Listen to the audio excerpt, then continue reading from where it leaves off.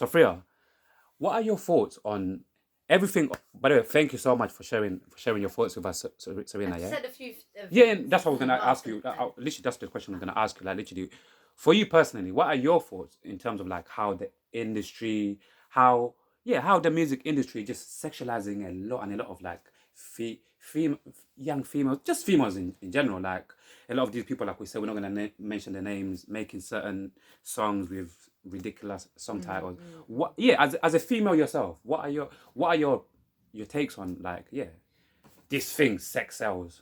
Yeah, I mean, some women play into it a lot and just see themselves as a sex object, and it's sad as well because there's so much more than just that. Obviously, you know, express yourself. You know, sexuality and being confident in your sexuality is an important thing. Yeah. But when it's just overdone, like a lot of girls look up to these artists and they want to be like them, and a lot of them are fake. They've got fake bum, fake boobs, fake lips, fake, just everything. And it's just like the people growing up and they're singing them songs. Yeah.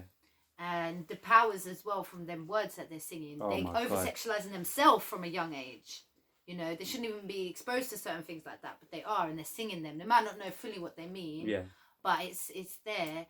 And it causes a lot of issues to do with self-image because you're comparing yourself to someone that's not natural. So you're trying to look like a certain person, but that's not natural. They were not born like that. You know, if you want to improve your body, eat better and do exercise. In it, that's what I'm doing. And that's the way to do it. You can't just have a quick fix and just try and inject yourself with all these chemicals and think that makes you better. But really, if you exercise and eat better, you will feel better. Yeah. You feel better. Say that again. Say that again. She felt the energy.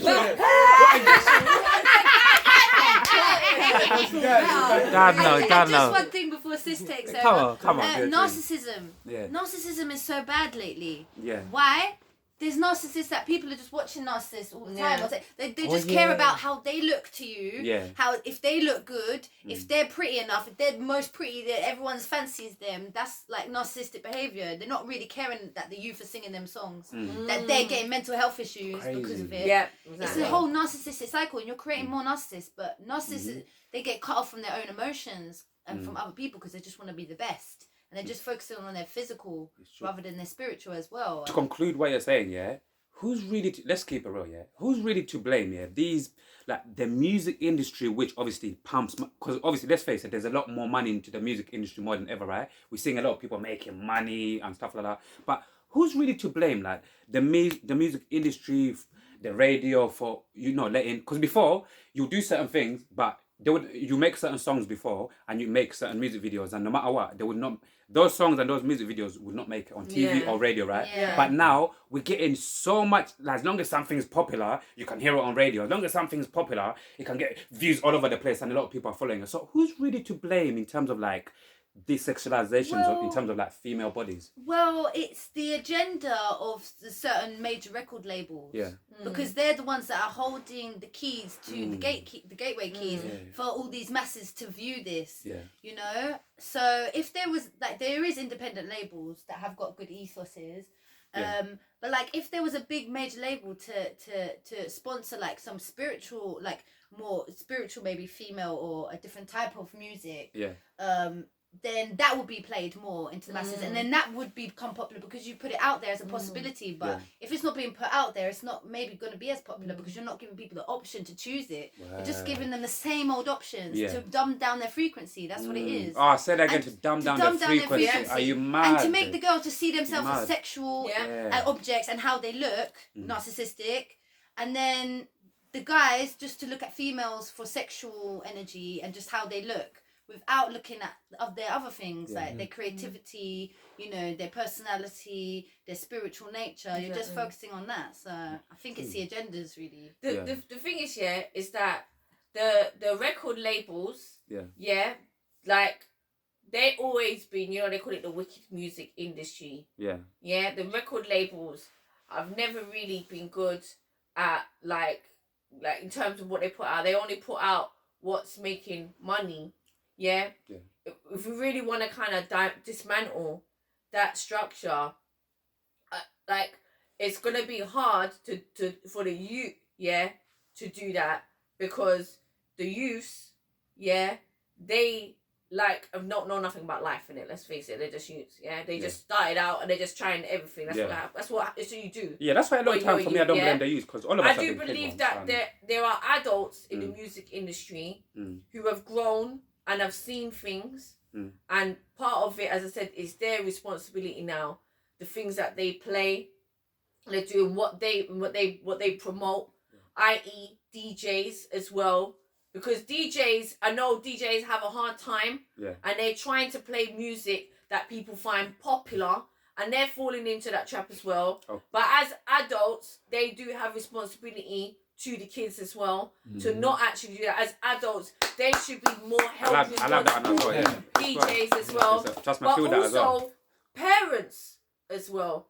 You said that you have 2 daughters. Well, on what you listen to, what you do with your life is going to influence your children big time. Your morals, the way you carry yourself, not just like, kids. Not just like, or even the music you listen to, but the way in which you lead your life and everything, and the morals that you instill like into your kids and everything. And a lot of the time I'm seeing like parents, they feel like music is just music. And then they blame the kids for following the music. But they will still go to the club and they will dance. And like, I was dancing to it. The bashment music where they're like, bend over, bend over, bend over. You understand? We was dancing to them tunes. We was. You understand? And I had to take a check. When I had my spiritual awakening, I had to check myself. And be like, as I listened to certain tunes and realising that certain words and things in certain tunes, that spells. They didn't align with what I believed. So I'm a big idiot if I'm going out and I'm singing some song that I don't even believe in at the top of my lungs while dancing and winding up myself and sexualizing myself. Then I want to come home and then I see my picnic and tell them, right, okay, cool, giggle them, hey, listening to that tune. But then it's like, even though, like, I'm thinking that it's just fun, I'm not realising that they're going to actually take that fun and turn it into real life, innit? Real life, living a real life. Exactly. So the parents as well, as I said, as adults, it's not blame. It's not blame at all, because there's really, if you want to blame, you're right. Record labels to blame, they create it. But the consumer is the one, who actually, because the consumer is the one that controls it. Yeah. And if the parents are not allowing those frequencies and those vibrations in their youths from young, you got your child, you wanna help them with things, you wanna send them to school, you wanna send them to places where they're gonna mingle with other kids and they're gonna learn things all day. Sorry, close that, baby. You wanna mingle with other kids all day, with people who don't have no moral ethic, and your child's there all day long and don't see you and then come home.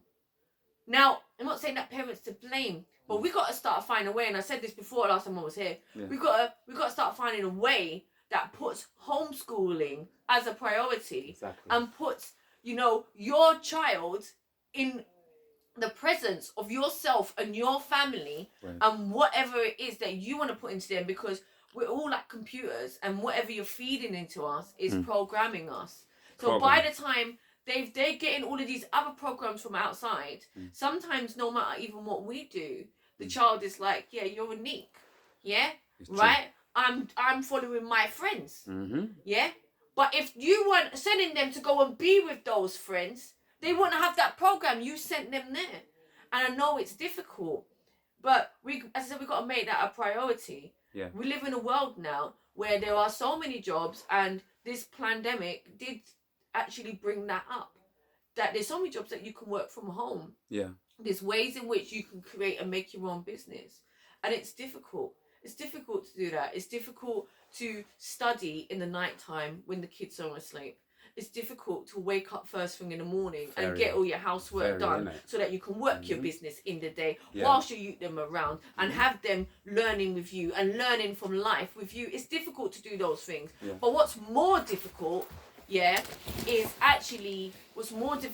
is seeing your child go through that trauma because you couldn't make the effort to do what it took in the beginning, and the sacrifice it took in the beginning. Do you know what I'm saying? For them to actually become to become the people that actually gonna have that better life. And It's absolutely it's a priority.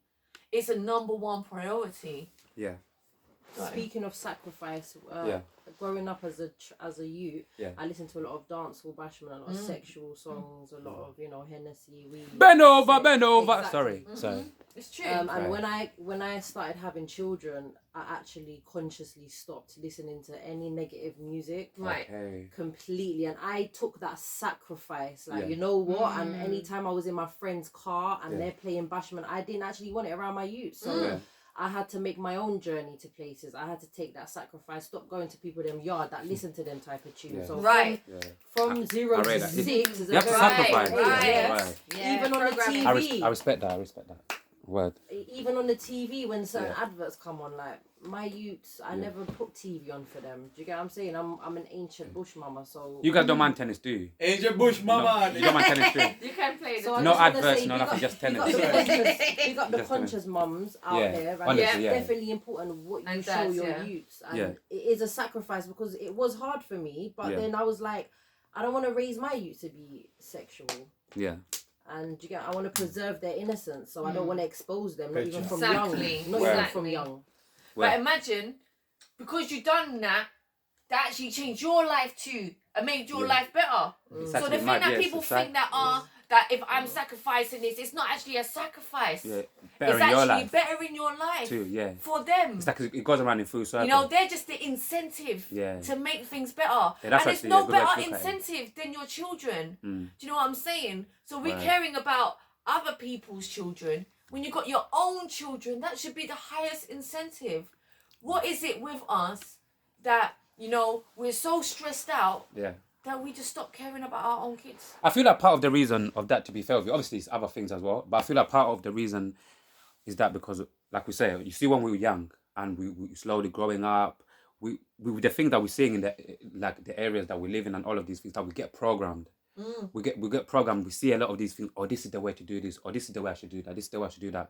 We get to a point where it's like, and if we don't have things to follow, innit? If we don't have like what you call them mentors, or we don't have role models to follow, like the right role models to follow. A lot of us. That's why I feel like that's why we made mistakes in the past. You understand? Because we never had role models and the right people to lead us basically. So a lot of us end up doing a lot of stupid things, and then that's why even I call it till this day. There's a lot of things till this day. I feel like there's a lot of things that, personally for me, I'm going to need to unlearn until probably the day I transition. There's a lot of unlearning. It's like I do a lot of unlearning and obviously reprogramming my mind, basically. So like I feel like that's partly to do that as well, man. And I feel like it's perfect that you three are here now. I wanted to ask you three this question, yeah? What is the meaning of, like, to you three, innit? What is the meaning of loyalty? What does loyalty mean to you three? Like, firstly, Sophia first, what does loyalty mean to you, and what is the importance of loyalty to you? Well, loyalty, because I guess that was kind of shaken as I was a kid by my family, and that's something that I'm learning to rebuild in others as well. And what I feel loyalty is like being true to someone, like saying you'll do something and then stick by your word, and like actually being truthful with your intentions, and actually just being there for each other is a loyalty. It's like when you're in need, your friend, like one time I was crying, I was like, Serena was like, okay, I'm coming, straight away. And that is loyalty because she's there when I need her to be. She's busy as well, she's a busy person. Yeah. But like that really was a really important sign for me. Like she made time for me when I needed it. Yeah. That is loyalty. Yeah. Or like, Demetra as well. like they'll say something, and Serena and Andy, Yeah. they'll say something, and then they do it, and that's not even my family has done that to me. Like my family just say they do something, and then most time they don't, and that's See? really broken my heart as a kid. Yeah. Now, but see how beautiful that's that is. important to me Honestly, to have friends you see, like even this. you and you see, you're the true. Another definition. Honestly, like it's proper real. Thank you for sharing that as well, Yeah. Vers. Like you're the true. Like you can, because you know when people say certain words, but they actually got a stronger meaning to them. Like blood is thicker than water. Like honestly, the older I get, I really like I understand that like blood is thicker than water, because you literally, even for me, like in my life, I've literally met certain people who have showed me more love, who have literally spiritually have actually connected with more than my own family. And I've got a big family, and obviously it took me a very long time to get over these kind of things. Because come on, all of us want our families to love us, and you know, first and foremost, you want your family to be there for you, to do all of these things for you, innit? But it's like it hurts, innit? So it's like I completely relate to that. It's like, but blood is definitely thicker than water, man. And it's like but it's beautiful nevertheless, and it's beautiful like when you find people that could actually love you. Yeah, love you like it's family. Yeah. You're going to say it's family. Fuck it, it's family. But it's blood. What about you? I feel that loyalty for me is a big part of me being loyal to myself, and it's never been like that from the beginning. I wasn't loyal to myself at the start, so at the beginning I might not be able to be completely loyal to my friends. Like I might say I'm coming over, because I weren't real to myself. Yeah. You know what? I'm staying in my bed tonight. Now that throughout the years I know myself better, I know where I am, I'm more able to be loyal to myself. You know what? I'm sick. I need to rest. Yeah. I can't check you. I'll be real. Yeah. I love that. I feel that being honest to yourself and knowing who you are is a big part of loyalty. And if you're a lost soul, there's no way you can be loyal. You're lost. You're gone, cuz. You're gone, fam. So I think that plays a big part. I think that you see what you just said there, like both of what you just said, I think I agree with that. And like only like to build on that, it's like loyalty is about love. Like it's like loving yourself enough to tell the truth, because sometimes, like, you know, we might feel like loyalty is just kind of like showing up or being there sometimes, even, or like do like, even sometimes you said that doing like what you said you was going to do, but like what you said as well about, you know, being able to say, you know, I'm not feeling good today, so like I have to stay there, like the truth to you.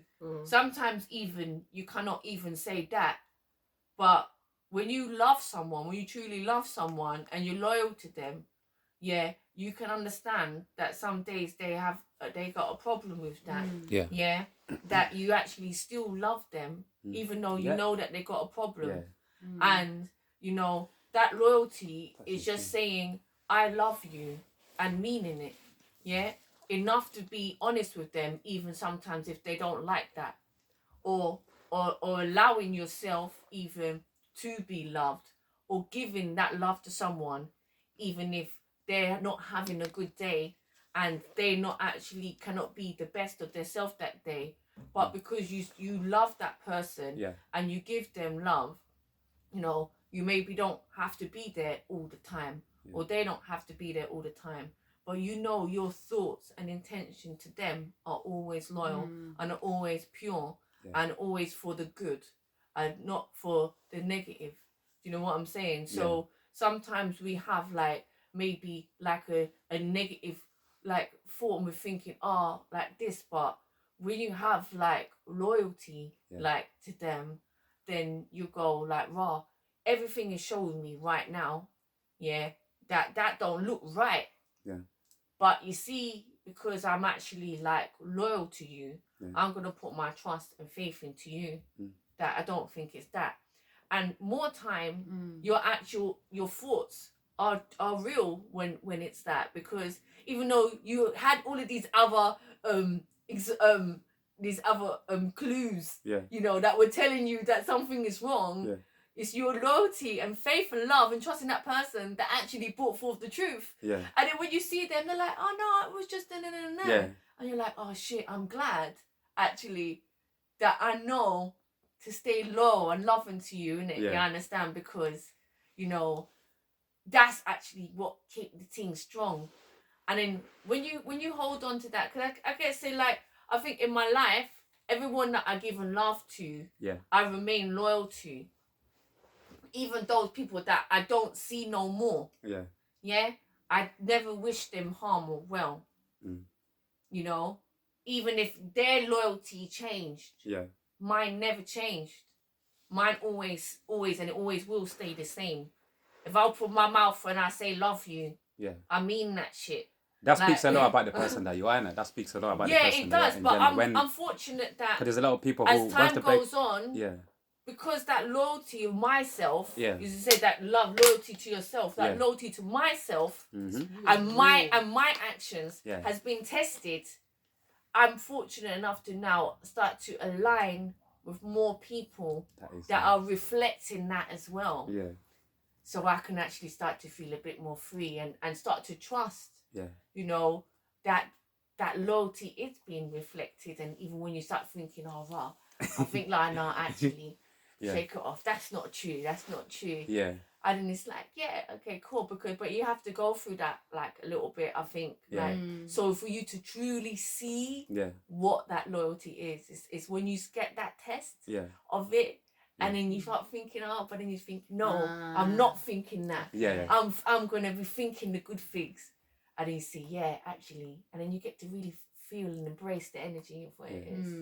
Yeah, that's a good point. So, Free, I've got a very interesting question for you. Yeah. Like, everybody in this room might probably relate or not. Yeah.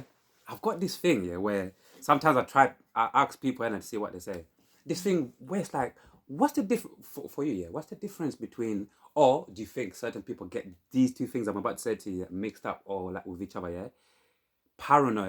Paranoia versus basically like, trauma? No.